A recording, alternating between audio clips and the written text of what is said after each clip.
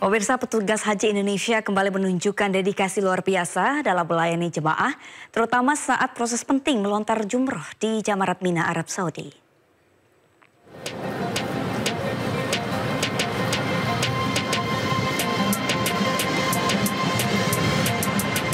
Usai wukuf di Arafah, mabit di Muzdalifah dan Mina, jemaah Haji Indonesia pun bergerak menuju Jamarat untuk melontar jumroh Aqobah. Di tengah suhu yang mencapai 40 derajat Celcius dan padatnya arus jemaah dari berbagai negara, banyak jemaah Haji Indonesia yang kelelahan dan terpisah dari rombongan usai melaksanakan lontar jumroh. Petugas haji tidak henti-hentinya berjibaku mengantarkan jemaah kembali ke tenda masing-masing atau menuju pemondokan. Tak sedikit jemaah haji lanjut usia memerlukan perhatian ekstra. Petugas pun bahu-membahu mendata pemondokan untuk memastikan setiap jemaah selamat dan nyaman selama perjalanan hingga pemondokan. Ketinggalan lah gitu. Ketinggalan. Iya, maklumlah lansia jadi jalannya lambat gitu. Terus tadi ketemu petugas, gimana petugasnya? Senang sekali. Alhamdulillah ya. Dianterin dari sana ya? Untung ada petugas. Ada petugas di pos saya 2 sama teman-teman yang lain juga, sama tadi sudah mengantarkan jemaah-jemaah yang tertinggal. Sekarang sudah kita antarkan semuanya ke negara Mekah. Pengorbanan dan dedikasi para petugas haji menjadi garda terdepan dalam kelancaran ibadah haji tahun ini. Mereka bekerja siang dan malam demi memastikan keselamatan para tamu Allah. Dari Mina, Arab Saudi, Gigih Irfan melaporkan. Pelaksanaan ibadah haji 2025 memasuki fase akhir. Jemaah diimbau untuk menghindari kepadatan Masjidil Haram, di mana jemaah dari penjuru dunia melaksanakan tawaf ifadah sa'i dan tahallul akhir. Berikut laporan Gigi Irfan dari Mekah, Arab Saudi. Pelaksanaan ibadah haji 2025 memasuki fase akhir di Mina. Setelah melewati puncak haji dengan wukuf di Arafah, mabit di Muzdalifah dan Mina, serta prosesi lempar jumroh, saat ini para jemaah mulai bersiap untuk kembali ke Mekah. Bagi jemaah yang memilih nafar awal, pengosongan tenda dijadwalkan rampung sebelum matahari terbenam pada 12 Zulhijjah. Petugas sektor ad hoc akan mulai melakukan sweeping menyisir seluruh tenda-tenda para jemaah haji Indonesia, memastikan tidak ada yang tertinggal, baik jemaah maupun barang-barang. Sweeping dilakukan untuk menghindari kemungkinan adanya jemaah yang tertinggal atau kelelahan sehingga belum sempat keluar dari tenda. Selain itu, barang-barang seperti koper atau alat kesehatan yang tertinggal akan dikumpulkan dan didistribusikan kembali ke sektor atau ke daerah kerja masing-masing. Diketahui, batas akhir pelaksanaan nafar awal yaitu meninggalkan Mina pada 12 Zulhijjah sebelum maghrib. Jemaah yang masih berada di Mina setelah waktu itu secara otomatis masuk dalam kategori nafar tsani dan wajib melaksanakan lempar jumroh untuk hari tasyrik ketiga pada 13 Zulhijjah. Setelah berakhirnya hari tasyrik, titik konsentrasi ibadah jemaah akan beralih dari Mina ke Masjidil Haram untuk menunaikan rangkaian ibadah haji lainnya seperti tawaf ifadah, sa'i dan tahallul akhir. Ini membuat kondisi Masjidil Haram dalam 2 hari ke depan diperkirakan akan sangat padat oleh jemaah yang menunaikan rangkaian ibadah haji. Diimbau jemaah haji Indonesia tetap berada di hotel sampai dengan 13 Zulhijjah pada sore hari. Jemaah haji disarankan untuk melaksanakan sholat di masjid terdekat atau musola hotel untuk menghindari kepadatan di area Masjidil Haram. Bagi ketua kloter, ketua rombongan dan para petugas haji agar mengawal pelaksanaan imbauan ini dan mengingat jemaah guna menjaga keselamatan dan kenyamanan jemaah haji Indonesia menghadapi cuaca ekstrim di Tanah Suci. Dari Mekah, Arab Saudi, Gigi Irfan, Anyis melaporkan. Kereta api Masyair beroperasi penuh untuk memudahkan transportasi jemaah haji ibadah di Arafah, Muzdalifah, dan Mina. Berikut laporan lengkap jurnalis Anyus yang menjajal KA Masyair.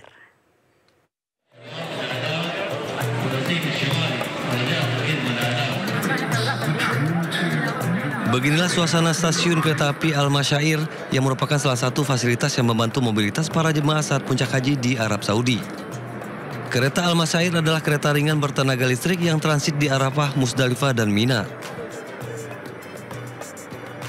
Pemirsa, saat ini saya sedang berada di salah satu stasiun LRT di Bina yang mengangkut jamaah haji dan logistik para jamaah haji pada setiap musim haji. Dan sebentar lagi kita akan menaiki salah satu kereta LRT yang bertenaga listrik ini. Kereta api ini hanya beroperasi selama 7 hari selama setahun yang memiliki 12 gerbong. Jalur kereta ini sepanjang 18,1 km. Sepanjang perjalanan penumpang bisa melihat tenda-tenda jemaah haji. Sebagian jemaah haji Indonesia juga menggunakan kereta api Al-Masyair khususnya bagi jemaah sistem murur. Kereta ini menghubungkan 3 titik penting ritual haji. Moving the pilgrims between Arafah and Muzdalifah and Mina for 7 days a year. That train, each train capacity is about 3,000 person by train. Per hour, we can move about 72,000 person. Until now, from the beginning of the Hajj until now, we are about 1,200,000 pilgrims using that train. Kereta Al-Masyair menjadi simbol kemajuan infrastruktur Saudi Arabia dalam melayani ibadah haji jutaan umat Islam dari seluruh dunia. Dari Mina, Arab Saudi, Armidian Kurniawan, Ainis melaporkan. Kementerian Agama, Kemenak Jawa Barat buka suara terkait Heri Ristianto, calon jemaah haji yang gagal melaksanakan haji karena visa haji dibatalkan sepihak. Ia bersama istri dan kedua orang tuanya tiba di Arab Saudi untuk haji, akan tetapi langsung dipulangkan karena tidak lolos pemeriksaan.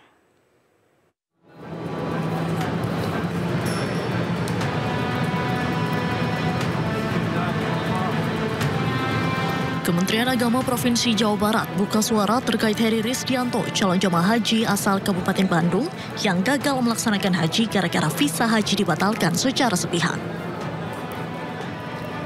Heri bersama istri dan kedua orang tuanya telah tiba di Arab Saudi untuk ibadah haji, akan tetapi langsung dipulangkan karena tidak lolos pemeriksaan. Kepala Bagian Tata Usaha Kemenak Jabar Ali Abdul Latif membenarkan telah menerima laporan tentang calon jemaah haji yang dipulangkan kembali ke Indonesia karena tidak lolos pemeriksaan. Ia mengatakan masalah tersebut langsung ditangani oleh Kemenak Pusat.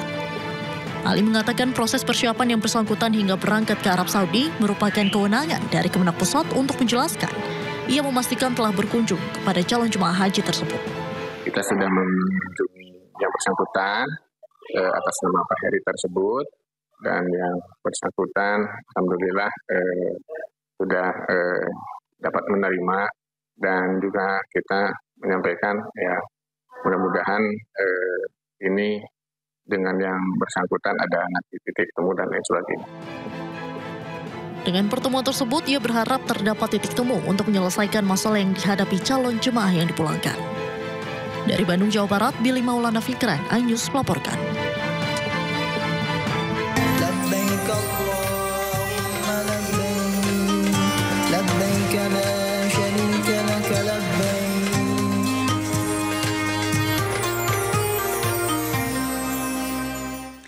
Pemirsa, ribuan anak yatim piatu dan duafa makan daging kurban Presiden dan Wakil Presiden Republik Indonesia di Masjid Istiqlal, Jakarta Pusat. Panitia Masjid Istiqlal sendiri menyediakan sedikitnya 2.500 kotak makanan dengan menu olahan rendang dan semur.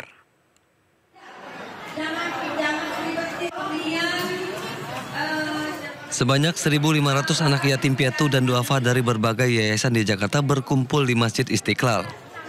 Usai mendengarkan ceramah, para anak yatim dan duafa ini langsung diberikan makanan bergizi gratis. Berbeda dengan tahun-tahun sebelumnya, menu makanan yang disajikan adalah daging kurban Presiden Prabowo dan Wapres Gibran.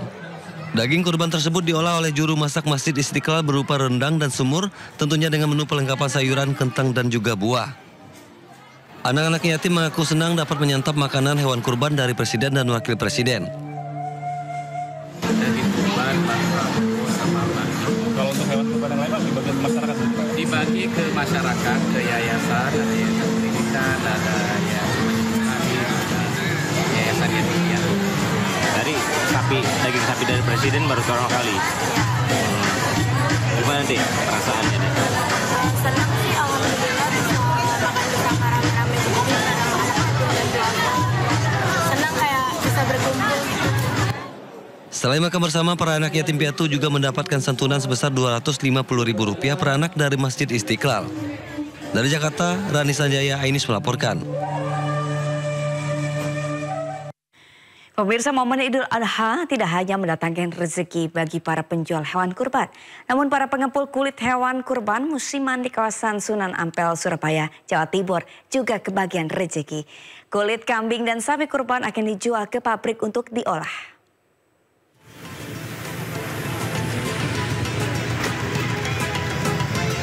Inilah suasana pengepul kulit hewan kurban di Jalan Nyamplungan, kawasan Sunan Ampel, Surabaya.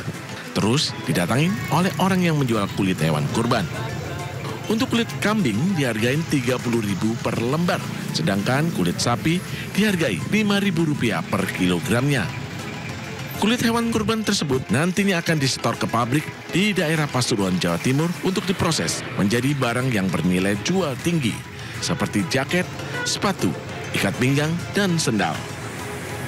Per kilonya kita masih belum tahu, Mas. Kalau yang kemarin untuk per lembarnya dapat 160 lembar.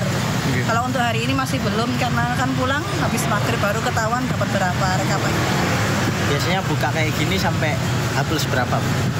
Biasanya cuma pas hari H aja. Hari H. Kebetulan ini kan hari Jumat kemarin, jadi satu sama Jumat, hari Jumat ya, Jumatan, jadinya waktunya lebih pendek. Namun, ia mengaku penerimaan kulit kurban tahun ini menurun dibanding Lebaran Idul Adha tahun 2024 kemarin. Dari Surabaya, Jawa Timur, Nur Syafi'i, iNews melaporkan.